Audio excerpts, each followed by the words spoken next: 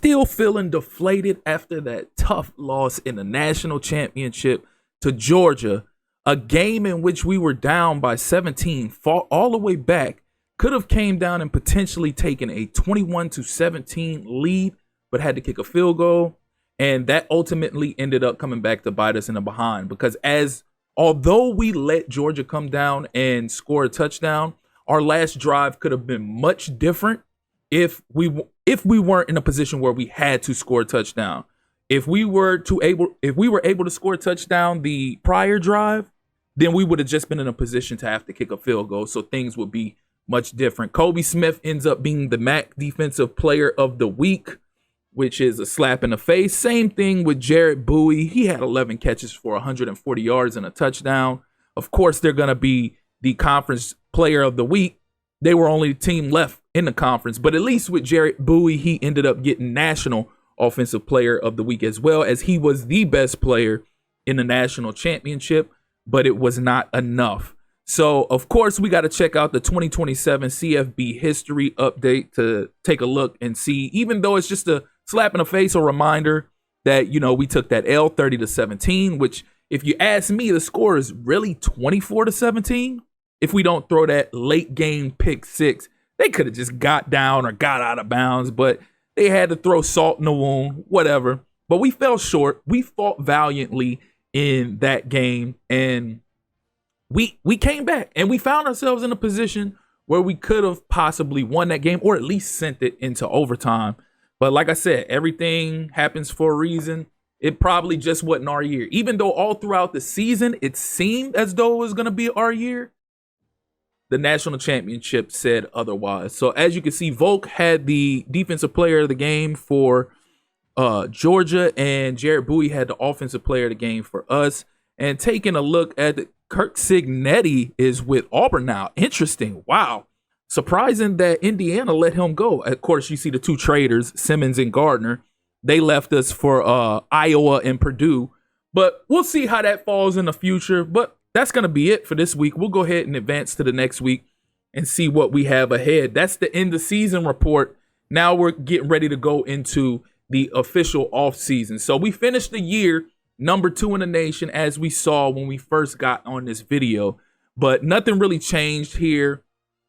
Hopefully we improve overall as a team after this offseason. But first, we will need to take a peek at some of these players leaving to see who all will be key contributors leaving. Chance Anderson, oh, we can't afford to have that. He was a key recruit. Oh, we leaving. Brown Stevens is leaving us. That sucks. That sucks. We're losing out on Anthony Brown Stevens, Kylan Webb. Oh, we got a bunch of key pieces. Minnick the Menace is leaving us. Oh, wow. Bowie. A lot of key contributors this past season are leaving us. Nyland Brown, Tevin Tucker, Jesus Christ. Looking at all of these names, and although their overalls aren't extremely high, they had a key impact on this team throughout the years, especially this past season. So this is going to be difficult. We got to find replacements for them, whether it be prospects or players in a portal. So we're going to have to, first, let's see if we can persuade Sanderson. This is tough. I'm tempted to let it go, because sometimes if you let it go, they'll stay, but I'll give it a shot. Wow, we got him to stay. Wow. Okay, we'll take it. We'll take it. He's decided to stay. So we're going to have to try to see if we can find a way to get him some playing time this upcoming season, because he was a key prospect that we were looking forward to trying to bring in. We got him to come in, and now he's interested in leaving. So we'll have to medicate that, see if we can heal those wounds there, give him some playing time to convince him that he doesn't need to transfer again. So we're off to the next week again, to the following week, which should be draft results. I'm sure we won't have any draft results there. But again, as you can see, nothing really changed as far as play style, conference prestige, whatever. It's end of season, so that's going to stay as it is. Nothing really here with these prospects that they are showing. But like I said, you can see transfer portal and offensive recruiting is next. Like I said, nobody in a draft. Of course, nobody got drafted. Maybe they'll get signed as undrafted free agents. Who knows?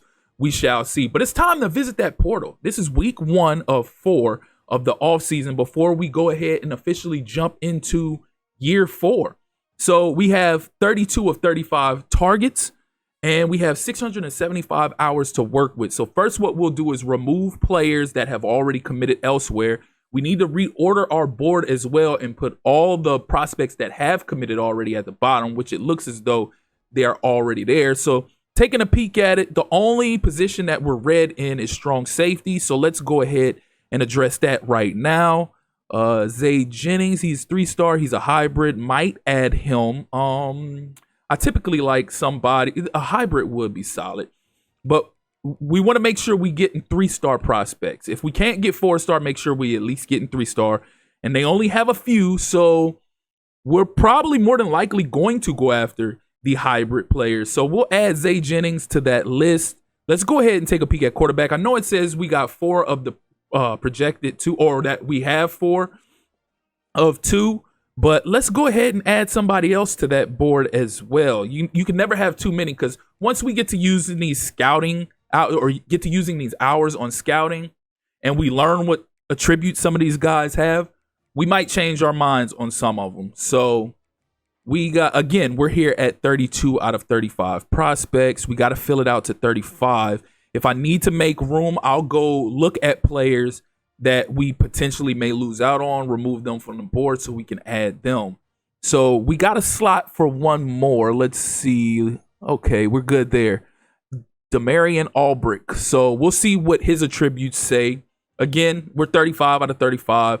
We may end up having, if I see somebody else that I'm really interested in, I'll probably go back and remove them from the board. Matter of fact, I'm probably just going to go ahead and look at my board to begin with, see who it looks like we may miss out on, possibly remove them, and we'll go from there. I won't remove too much, because right now it looks like a lot of these guys, we're either in the lead or we're not far behind. So Garrison Soto, we're gonna have to come back and look at and scout him to look at his attributes and see what he's like. So let's see. Ezekiel Higgins, we have a good lead there, but he has a deal breaker. So we can't really do much with that. We'll remove him since we can't really do much with him. We are in the league. Who knows? We may end up getting him to commit anyways. Leclerc, that name is just mind-boggling. It gets me every time I see it.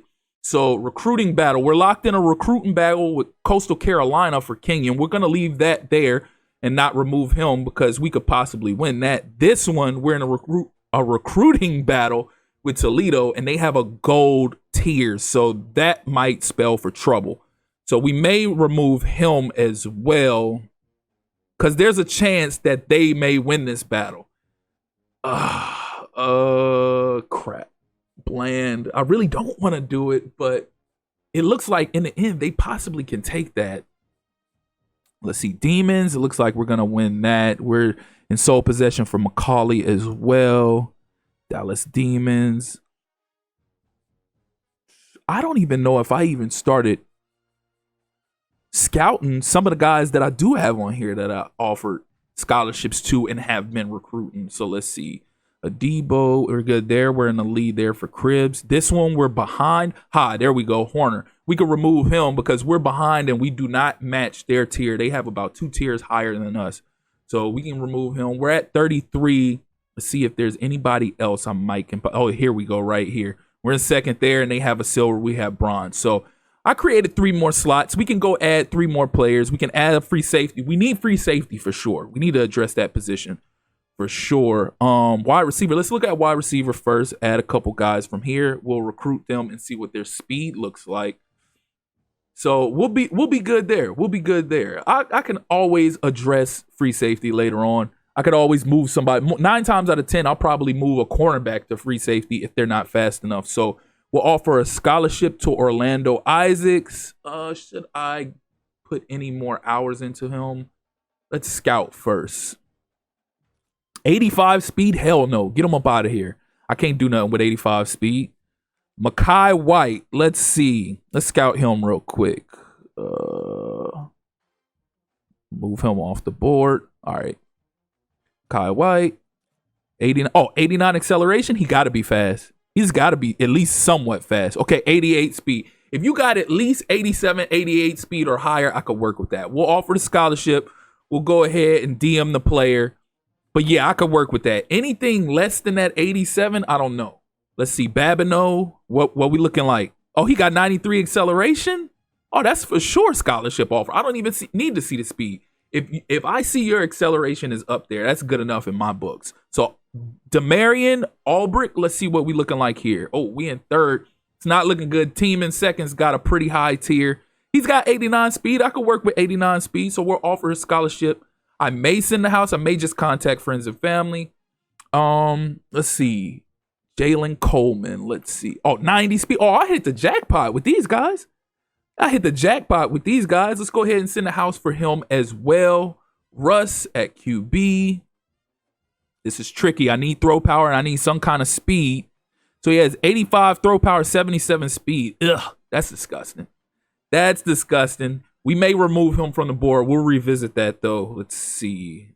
Durr, 80 throw power. What is speed like? I don't know. 80 throw power is kind of weak. We'll remove him from the board. Remove Russ from the board. So we done open up 3 more slots. Jennings. I was about to say Jennings. Let's see. We're pretty far down his board. We'll offer a scholarship. We'll contact friends and family there. All right. Let's go ahead and fill out that board again. We've got 3 slots missing here. Let's go ahead and just screw it. Let's go ahead and address the free safety spot. Again, it's not like I can't convert a corner to a safety anyways. So again, we're looking for coverage specialists and we're looking for hybrids. Wide receiver. Let's go back to that wide receiver pool. They got plenty of other 3 stars here. And we only have room for 1. So let's find the right one. We want to find a speedster that actually has speed, unlike some of these other guys that we've been noticing. Okay, here we go. We got a speedster right here. Callaway. That's good enough. So let's go ahead and allocate hours towards scouting these guys. And if they're worthy of getting a scholarship, then we'll go ahead and offer a scholarship. Although I did that off the back with Suggs. But Dax Collins, offer a scholarship for him. We'll DM the player there. We don't want to use too many hours on Callaway. Callaway, for sure, we want to scout him. We want to make sure his speed is up to par. 91 acceleration is good enough for me. It lets me know that your speed is pretty decent. And we can go on from there. We'll send the house. We got 135 hours left to work with. Now we can go focus on some of the other players that we've already been scouting and recruiting throughout the year. I say scouting, but a lot of these guys we haven't already scouted. So anybody that we have a good lead with already, like Gibbs here, we want to go ahead and add enough hours that we push the envelope and we get them to commit ASAP. So we don't have to waste any time. We can get them off the board and we can go back to that transfer portal as well as the prospect pool. So we're down to 10 hours now. So we can go ahead and get rid of these little 10 hours. Let's see, Delaro. Oh, that's perfect. We didn't have any hours allocated to him. So that's it. That's done. We can go ahead and back out of this. We can go ahead and advance to the next week. And damn, we're at 13 minutes for this episode already. Before we dip out of here, let's go ahead and address these staff points that we need to upgrade for Coach Glover. Let's see. We got advanced look at QB. Let's go ahead and use that. All right, so we got 8 there. We got 6 points left. Not really much we could do with that, so we can go ahead and back out of there. We got an A+ grade with Leroy Glover, and that's courtesy of the success that we've been having and the way we've completely turned around Kent State. So far, so good in this rebuild. We haven't won a national championship yet, but we are on the way. So that's just about going to do it for this episode. As always, if you're here for the first time or you're returning and you haven't liked or subscribed already, please do so. Click that notification tab so you can stay up to speed with more of this Kent State rebuild as well as other College Football 26 content. Again, I appreciate you all for tuning in. That's been my time. Till next time. Peace.